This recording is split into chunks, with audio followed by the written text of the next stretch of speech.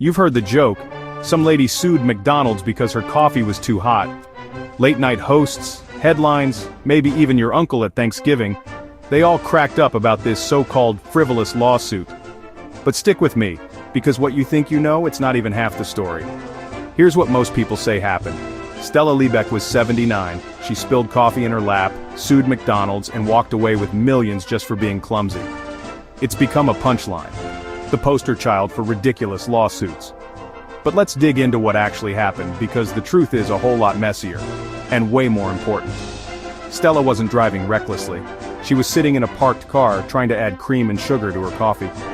The lid popped off, and the coffee, served at nearly 190 degrees, that's almost boiling, spilled straight onto her lap. Within seconds she suffered third-degree burns on over 16% of her body. We're talking inner thighs, groin, buttocks. She spent 8 days in the hospital and needed skin grafts. The pain, unimaginable. But here's the kicker. McDonald's knew their coffee was dangerously hot. They'd had more than 700 complaints from people burned by their coffee before Stella ever set foot in that drive-thru. Industry standards were around 140 degrees, hot, but not life-altering, burn you through your clothes hot. So what did Stella actually want? Not millions. She asked McDonald's to pay her medical bills, about $20,000. They offered her $800.